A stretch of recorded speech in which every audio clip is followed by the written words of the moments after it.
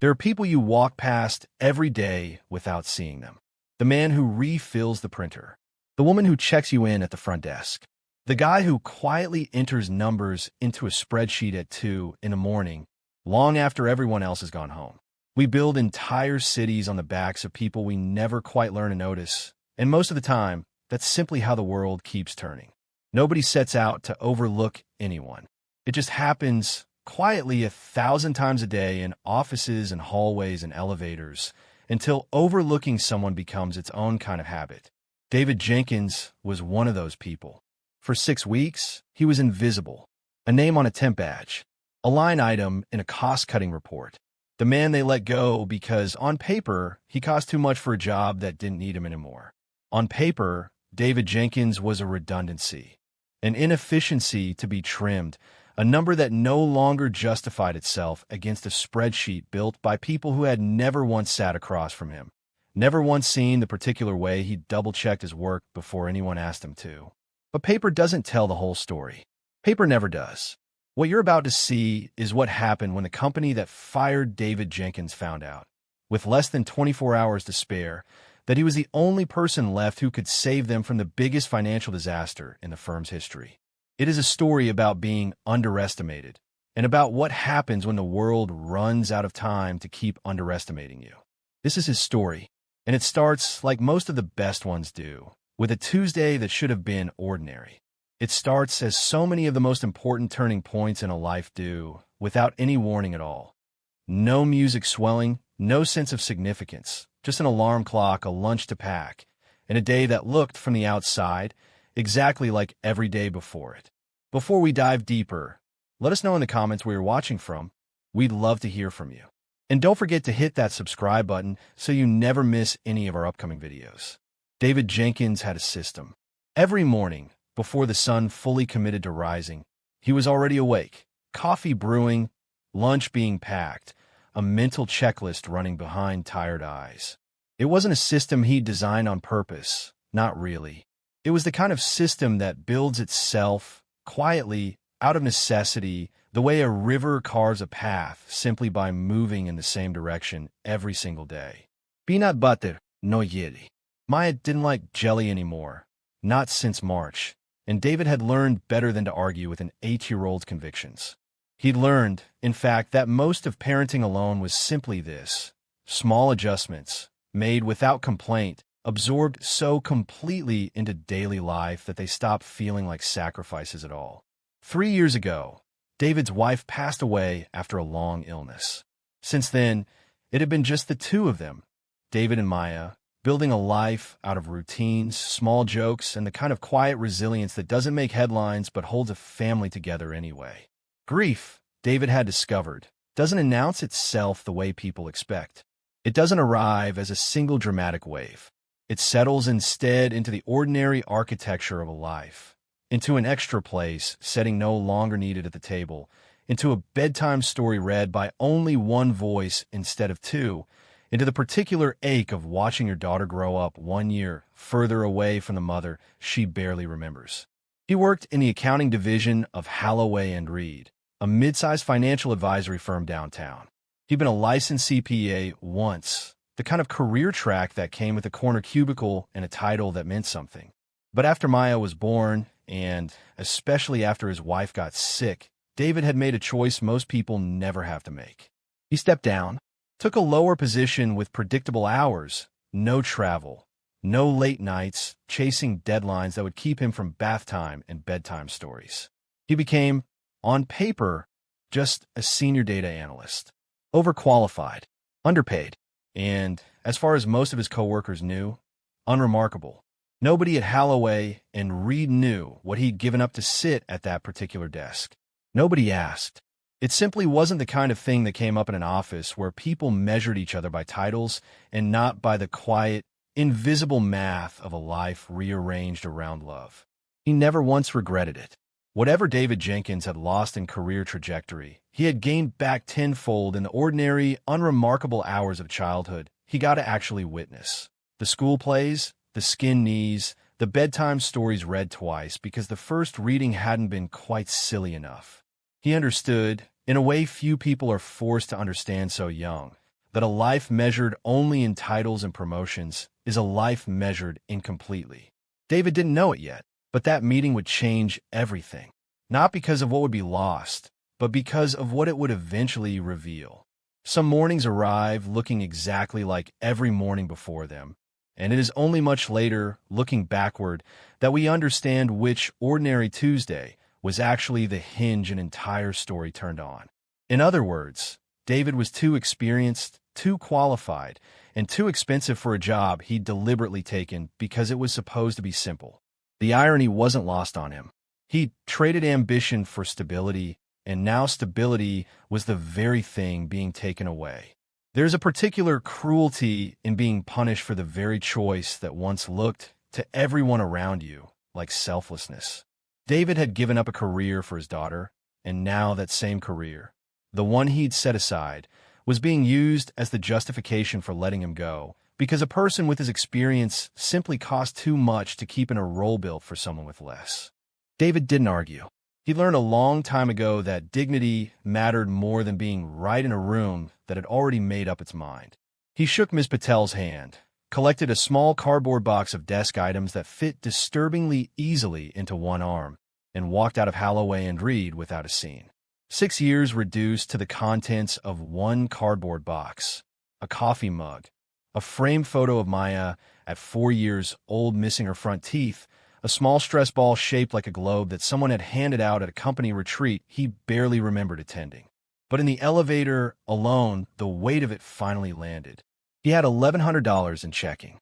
Rent was due in 9 days. And in 6 weeks, Maya's school was hosting the spring recital. The one she'd been rehearsing her violin part for since September. The one that required a $50 registration fee he didn't currently have. $1,100 had never, in the abstract, sounded like an alarming number. But numbers only mean something in context. And in the context of a single income, a child, a rent payment, and an uncertain runway toward the next paycheck, $1,100 suddenly felt very small indeed. He didn't cry in that elevator.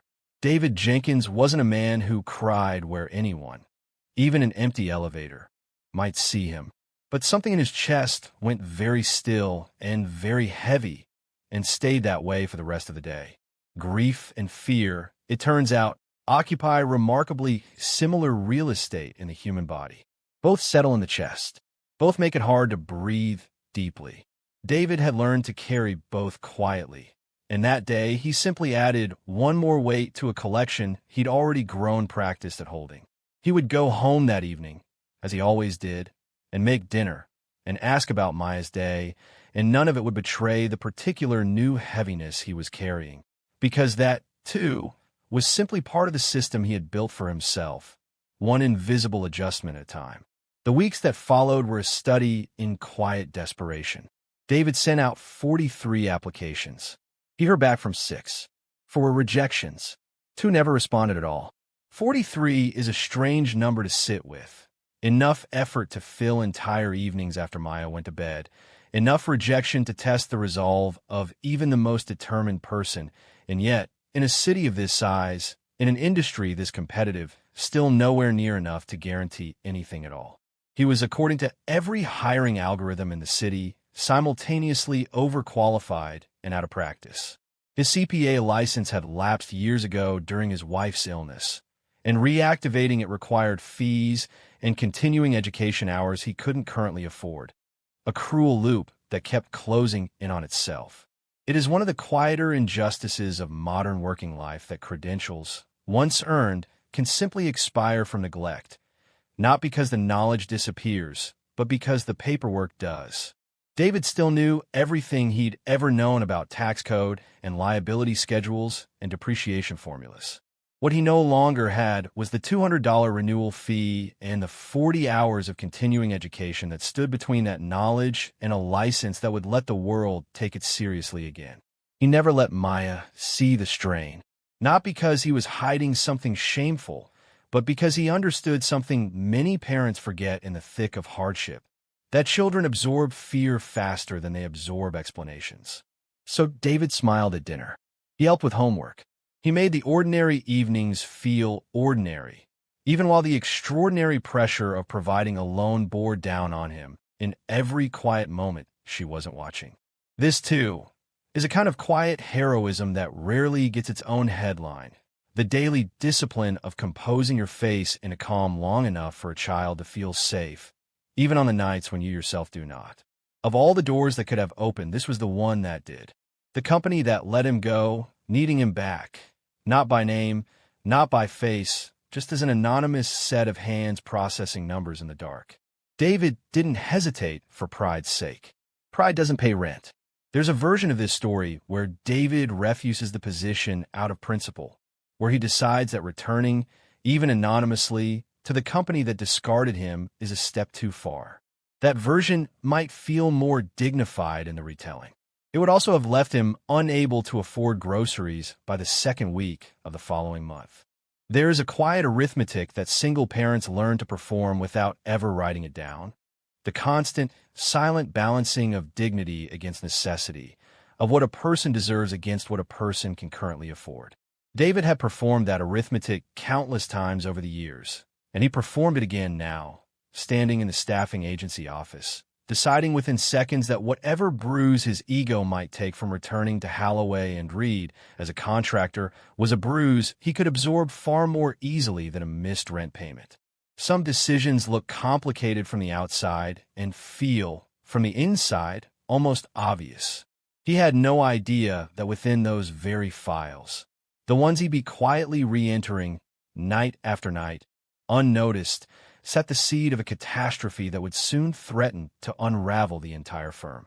And that he, the man they deemed too expensive to keep, would be the only one capable of stopping it. Life has a particular sense of irony that no screenwriter could improve upon. It's worth pausing here to consider what those first few nights on the new job actually looked like before any of the drama began, because most of David's story, like most of anyone's story, was made up of ordinary hours nobody would ever think to dramatize. He learned the badge system, the break room etiquette, the particular hum of the building at midnight when the daytime staff had long since gone home and only the skeleton crew of overnight workers remained. He learned which vending machine took cards and which only took cash, which was a small, practical detail that mattered more than it should have on the nights his cash was already spoken for elsewhere. He learned to nod politely at supervisors who had no idea he'd once approved documents at a level several tiers above the one he now occupied. None of it wounded him quite as much as he'd expected. There's a strange mercy in repetition, in discovering that even a demotion absorbed one ordinary shift at a time eventually just becomes the shape of your week. The graveyard shift has its own kind of silence. Not peaceful, exactly, more like the hush of a building holding its breath until morning. David adapted quickly. He always did. Within a week, he'd become the fastest, most accurate processor on the floor, quietly correcting minor errors before they were flagged, filing his batches early, and never once complaining. There is a particular discipline required to do excellent work in a job that asks for only mediocre effort, and David possessed it in abundance. Not because anyone was watching, but because it simply wasn't in his nature to do anything halfway. It was the same discipline, really, that had once made him a reliable CPA, a dependable colleague, a father his daughter never once had to wonder about. Discipline, David had come to understand, doesn't change shape based on the size of the audience watching it. It is either present in a person or it isn't, and David's had simply never once wavered. Nobody asked about his background. Nobody noticed the CPA study guides in his bag, worn soft at the corners from years of use before life had other plans. To his co-workers and supervisor, he was simply the new guy, competent, quiet, forgettable. The building was full, in those hours, of people the daylight world had quietly stopped looking at. Night shift workers, contractors, people between careers or between chances, all of them moving through the same fluorescent hush. All of them carrying stories nobody upstairs would ever think to ask about. David had learned, somewhere in the last 6 weeks, that laughing about it was the only sustainable alternative to letting it eat him alive. Bitterness was expensive in its own way. It cost energy he didn't have to spare, energy that belonged to Maya, to the job in front of him, to simply getting through the night without unraveling. He had watched bitterness consume other people before, a former colleague, years earlier, who'd let a layoff curdle into a grudge that outlasted the job itself by a decade. David had promised himself, quietly, that he would not become that man. Some promises are easier to keep than others. This one, most nights, took real effort. There's a particular loneliness to the hours between midnight and dawn, the sense of being one of very few people awake in a city of millions asleep. But David had found, somewhat to his own surprise, a strange comfort in it. No one interrupted him. No one questioned his competence, mostly because no one was paying close enough attention to notice it at all. He could simply work, cleanly and well, the way he'd always wanted to. There's a kind of freedom in being unwatched, even when that freedom is born from being overlooked. David worked in those hours the way a craftsman works alone in a workshop late at night. Not for recognition, but because the work itself, done well, was its own quiet reward. It wasn't the career he'd once imagined for himself, but it was honest work, done honestly, and some nights that had to be enough. He thought, some nights, about the man he'd been at 25, fresh out of his CPA exams, certain the world was arranging itself neatly around his ambitions. That man could not have imagined this room, this hour, this version of himself.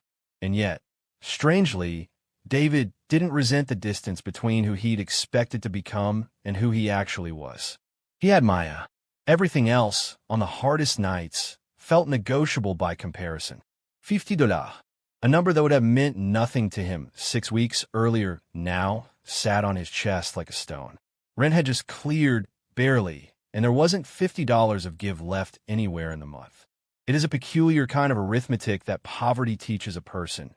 The sudden, intimate familiarity with exactly how much space exists between what comes in and what must go out, measure not in vague terms, but in specific dollars, specific due dates, specific consequences for specific failures.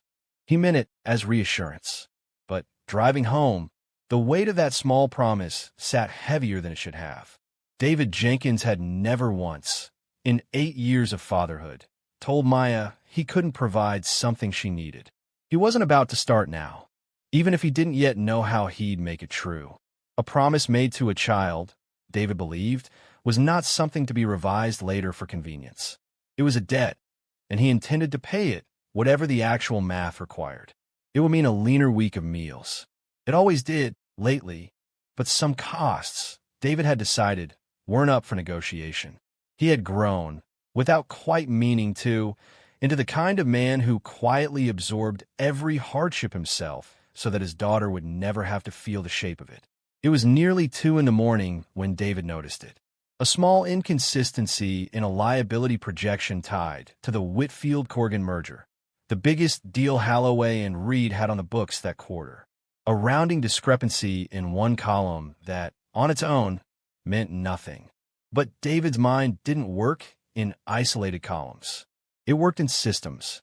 And when he traced the number backward through 3 linked spreadsheets, the small discrepancy became something else entirely. A miscalculated tax liability offset that, if left uncorrected, would understate the company's post-merger liabilities by nearly $4 million.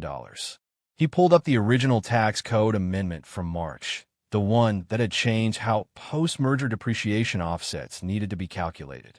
Then he pulled the current schedule. Then he pulled the version from before the amendment. Laid side by side, the pattern was unmistakable. Whoever built the current schedule had copied forward last year's formula wholesale without updating the depreciation methodology to reflect the new code. A simple, human mistake, the kind that happens when someone is moving too fast to notice they're using an outdated template. It was not a mistake born of incompetence. David understood immediately. It was a mistake born of volume, of one person being asked to do the work of several, with no time left over for the kind of careful cross-checking that catches exactly this sort of thing before it compounds. It was the kind of error David had been trained, for 6 years, to catch before it ever left his desk. The kind of error that separated a technician from someone who actually understood the architecture underneath the numbers. He sat with that thought for a moment, in the quiet of the empty office, The strange realization that the very expertise the company had decided it no longer needed was, at that exact moment, sitting fully intact, fully capable, 3 floors below the people who would soon need it most.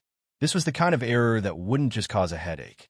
If it made it into the final signed agreement, it could expose the firm to massive liability, regulatory scrutiny, and, in the worst case, the collapse of the entire deal after signing, with penalties attached.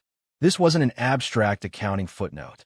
This was the kind of mistake that made headlines for the wrong reasons, the kind that ended careers not because anyone had been dishonest, but because nobody had been careful enough, and carelessness, when the numbers are large enough, carries its own kind of consequence.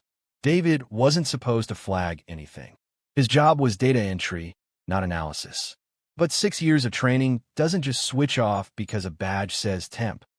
Some habits are simply too deeply built into a person to be undone by a change in job title. He did the right thing, quietly, without fanfare, exactly the way David did everything. He composed the email carefully, precisely, the way he'd been trained to communicate any material finding. Clear subject line, clear explanation, clear supporting data, no editorializing, no urgency inflated beyond what the facts actually warranted. It was, in its own way, a small act of professional integrity performed entirely without an audience. No explanation, no real review, as far as David could tell. Just a polite dismissal from someone who likely never opened the attachment. David stared at the email for a long moment, then closed his laptop. There's a particular kind of exhaustion that comes not from being wrong, but from being right and watching the truth simply bounce off a wall of institutional indifference. He told himself it wasn't his problem anymore. He wasn't wrong to think that. But some part of him, the part that had spent years building a career on precision and integrity, couldn't quite let it go. Some people are simply constitutionally incapable of unseeing a mistake, once they've seen it clearly enough to name it. Meanwhile, upstairs in the daylight world David no longer belonged to, Trent Michaels was drowning, quietly behind a confident smile that fooled almost everyone. It is worth pausing here, briefly, to consider Trent not as a villain, but as a symptom, a young man handed responsibilities that had taken his predecessor 6 years to grow into, expected to master them in a matter of months, propped up by nothing more than confidence, and the hope that confidence, applied liberally enough, might substitute for experience. Trent had inherited not just David's old caseload, but the accumulated complexity of 6 years of institutional knowledge he'd never had time to learn.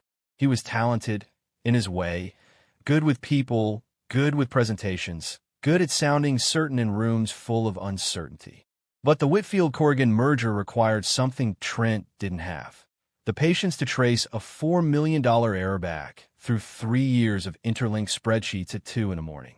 Confidence, it turns out, is a poor substitute for the specific, unglamorous patience that careful work actually requires. The error David had found and tried to raise sat exactly where it had been dismissed, ignored, unresolved, quietly compounding with every additional document that referenced it. Errors of this kind rarely announce themselves loudly. They simply wait, patiently, for the moment when ignoring them is no longer an option. It was a small, human moment of self-preservation, the kind none of us love to admit we recognize in ourselves. Trent wasn't a villain. He was a 29-year-old who'd been handed more than he could carry and didn't have the professional confidence yet to say so out loud. Admitting David might be right would have meant admitting he was in over his head. And in a culture that rewarded certainty over honesty, that admission felt more dangerous than the risk itself. This, too, is a quiet tragedy of modern corporate life. The way workplaces so often punish the honest admission of struggle far more severely than they punish the eventual, larger failure that struggle, left unspoken, produces. The clock, though none of them knew it yet, had already started ticking. It is strange, looking back, how many people passed near the truth in those weeks without ever quite reaching it. Elaine Ross herself, the firm's CEO, walked past David Jenkins twice during that period. Once in the lobby, where he was simply another face among the overnight contractors clearing out as the daytime staff arrived, and once in an elevator, where she was reading something on her phone and he was staring quietly at the floor numbers ticking upward. Neither of them registered the other as anything more than a stranger sharing a small enclosed space for 30 seconds. It is worth remembering, when a story like this one finally resolves itself, how many near misses preceded the actual moment of recognition. How easily this could have remained simply two strangers in an elevator, forever. Elaine Ross had built her career on the belief that she paid close attention to the people around her. It would have surprised her, had anyone told her that morning, how close she had already come, twice, to the very answer she would spend an entire sleepless night searching for weeks later. Errors, left unaddressed, don't stay still. They travel.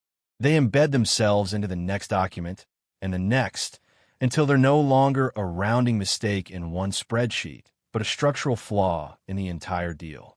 A single incorrect formula, copied forward into 7 downstream documents, doesn't remain a single mistake. It becomes 7 mistakes, each one reinforcing the others, each one making the eventual correction more difficult, more expensive, more urgent. By the 3rd week, David tried once more, this time in person, catching a compliance associate near the elevator bank during a rare daytime visit to drop off paperwork. He hadn't planned the conversation. It simply presented itself, the way opportunities sometimes do, in a hallway, in passing, with no time to prepare the kind of formal case that might have landed differently. She didn't. Not because she was cruel, simply because, in her mind, a data entry temp raising red flags about a multi-million-dollar merger wasn't a priority worth chasing down. It was an easy mistake to make. It would turn out to be an expensive one. It is worth noting how little malice is usually required to produce a genuine catastrophe. Nobody in this story set out to sink a merger. Everyone, at every stage, was simply doing what seemed reasonable given the information and the assumptions available to them in the moment. David walked away that day with a familiar, hollow feeling, the particular sting of being right and unheard at the same time. He thought, for a moment, about pushing further. Then he thought about Maya, about the fragile stability of his temp contract, about how little patience the world had for someone in his position making noise. It is a particular kind of trap, this one. Knowing something true and important, and knowing simultaneously that saying it too loudly might cost you the only stability you currently have. He let it go. Again, for the 2nd time in 3 weeks, David swallowed the truth rather than risk the fragile ground he was standing on. Then, on a Thursday morning, everything accelerated.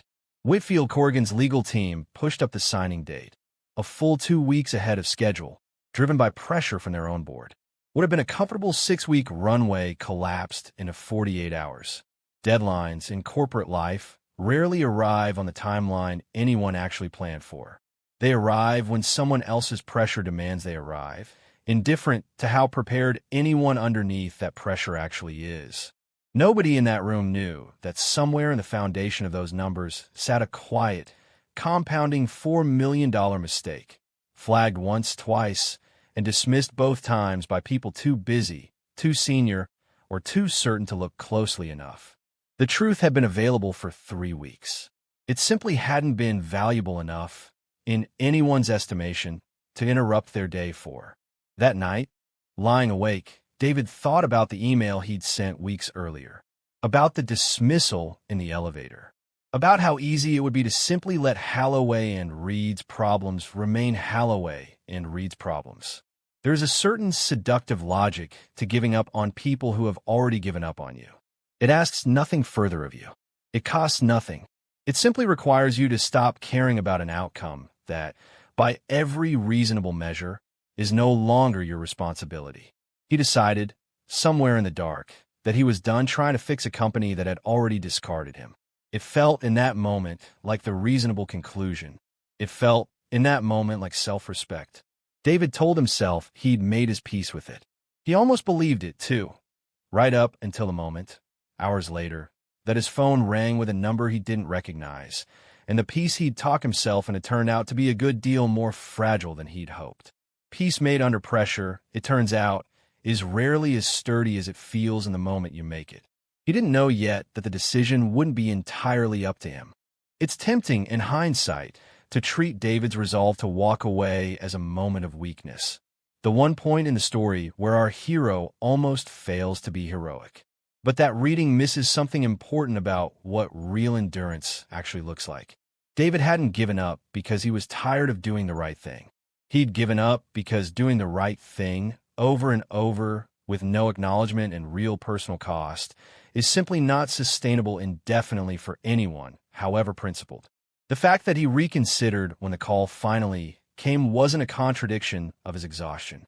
It was proof that underneath the exhaustion, the same steady character had been there the entire time, waiting only for a moment when it might actually matter.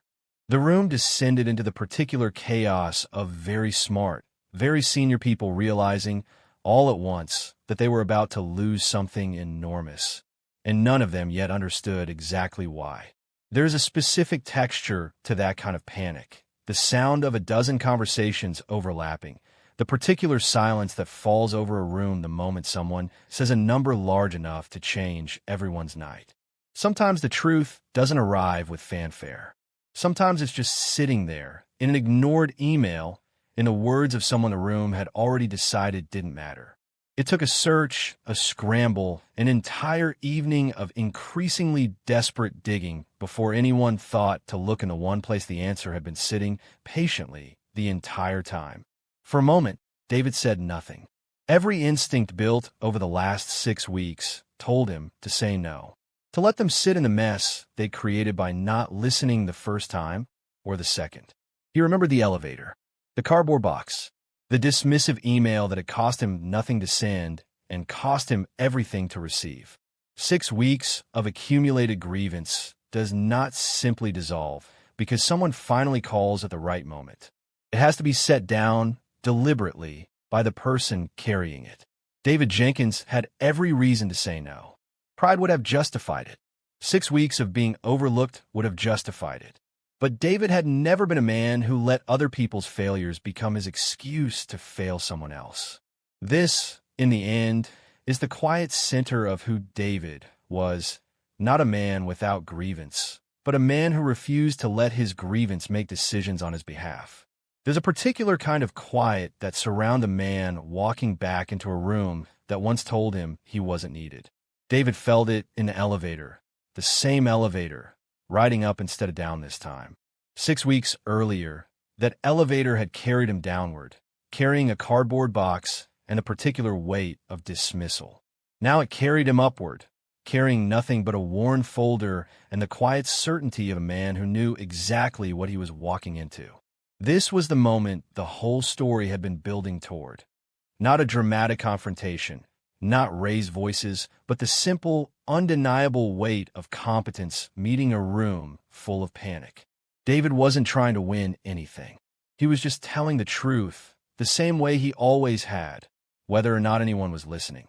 There's a particular kind of power in that, the power of a person who has nothing left to prove, only facts left to present. It wasn't a grand apology. It didn't erase 6 weeks of struggle, or the cardboard box, or the night spent quietly moving cash between envelopes labeled rent and recital. But it was honest, and sometimes being seen, really seen, after weeks of being overlooked, is its own kind of relief. There is no ceremony large enough to undo 6 weeks of hardship. But there is sometimes a single honest sentence that makes the hardship feel, at last, acknowledged rather than invisible. It's worth noting, too, what didn't happen in that boardroom, because the absence of certain things mattered almost as much as the presence of others. Nobody applauded. Nobody handed David a symbolic trophy or made a grand speech about second chances. The correction was simply verified, quietly, the way real competence usually gets verified, through the unglamorous confirmation that the numbers, finally, added up. David had spent his entire career believing that good work should be allowed to speak for itself, without theater attached to it. That night, for the first time in 6 weeks, the world finally agreed with him. It would have been easy for David to let the silence sit there, to let Trent stew in it the way David himself had stewed in an elevator 6 weeks earlier. But David understood something about pride and fear that most people only learn the hard way, that the two often look identical from the outside, and neither one makes a person evil, just human. Grace, David had come to believe, was not the same thing as forgetting. It was simply choosing not to make someone else carry a weight you yourself understood far too well. It's a small, unglamorous detail, the kind that never makes it into inspirational headlines. But it's often exactly this. The gap between competence and opportunity isn't talent. It's the cost of renewal fees, of continuing education, of the 100 small expenses that stand between a person and the credential that would let the world see what they already know how to do. This is perhaps the least cinematic and most important truth in the entire story. That brilliance overlooked is rarely a mystery. It is most often simply a matter of arithmetic, of who can and cannot afford the paperwork required to be taken seriously.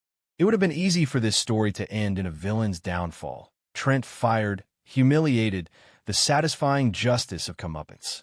But David didn't ask for that, and Elaine Ross, to her credit, didn't offer it. The real story was never about punishing someone else. It was about a man finally being seen for exactly what he'd always been. Revenge, David had long ago decided, was an expensive habit he simply couldn't afford. Not in dollars, but in the kind of energy that belonged, always, to Maya first. It was, in its own quiet way, the real turning point of the story. Not the $4 million correction, but the recognition that the correction had almost never happened at all, simply because the person who found it had too much to lose by speaking up. Companies don't fail because they lack talent. They fail because they build cultures where talent learns to stay quiet. This is, in the end, the lesson that outlasts the merger itself.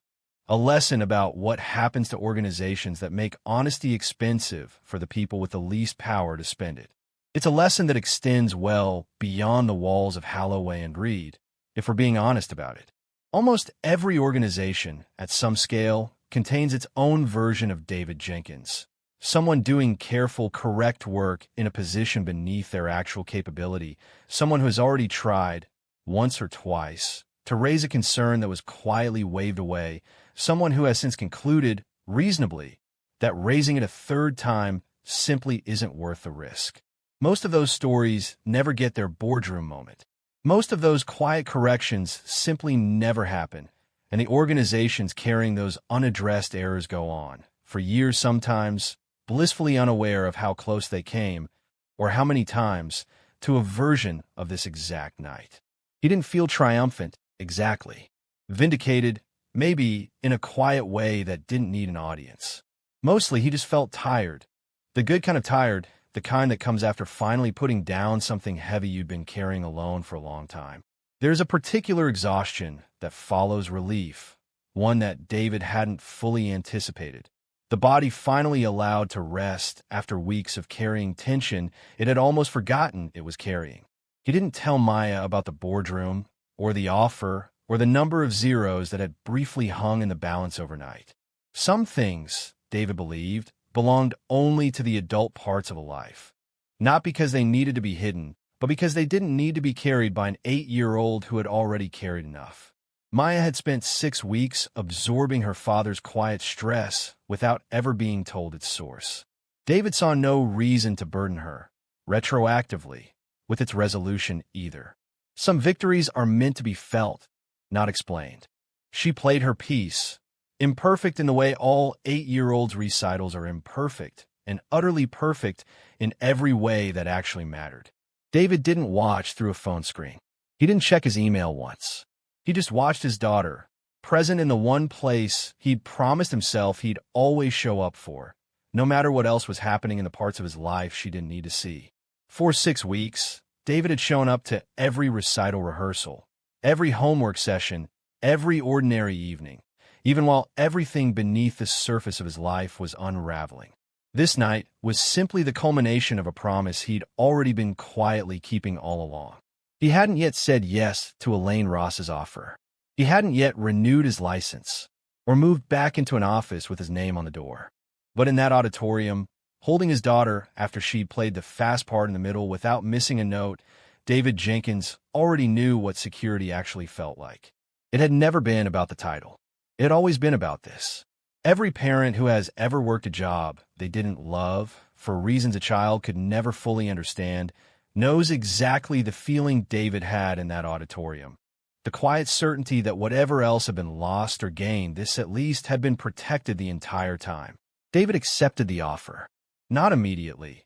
He'd learned, hard-won, not to make big decisions from a place of gratitude alone. But after 2 days of genuine consideration, a conversation with Maya about what it would mean for their schedule, and the quiet certainty that this finally was a room that had earned the right to have him in it. He had learned, over the previous 6 weeks, to be wary of decisions made from relief. Relief, like gratitude, has a way of making offers look better than they might actually be. David gave himself the 2 days Elaine Ross had offered, and used them properly, weighing the schedule against Maya's needs, weighing the offer against his own sense of what he was worth, before finally saying yes on terms he'd actually thought through. It was, in its way, the exact advice nobody had given David 6 weeks earlier. He made sure to give it now, not out of bitterness, but because he understood, better than most, what it cost to be right and unheard. He had resolved, quietly, that no one working under him would ever have to learn that particular lesson the way he had. Trent, for his part, had asked to be moved on to David's team rather than run his own book alone, a decision that raised a few eyebrows, but that David never once made him regret. Some men need to be broken by their own overconfidence before they learn to ask for help. Trent, to his credit, learned the lesson the first time. It would have been easy, and perhaps even satisfying in a small way, for David to hold Trent's earlier dismissal against him permanently.